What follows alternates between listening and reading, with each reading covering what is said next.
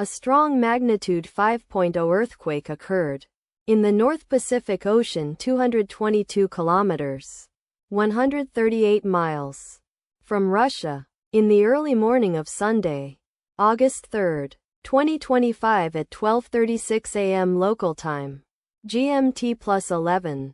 The quake had a shallow depth of 49 kilometers, 30 miles, and was not felt, or at least not reported so. First to report, GFZ after 12 minutes. The earthquake occurred 2 hours and 30 minutes after a magnitude 5.4 earthquake had hit on Saturday, August 2, 2025, at 10:06 p.m. GMT+11 local time, in 41 kilometers, 25 miles, distance to the southeast. Data source from Volcano Discovery. Did you feel it? Let us pray. May the earthquake that occurred not affect our brothers and sisters there. May the earthquake not happen again.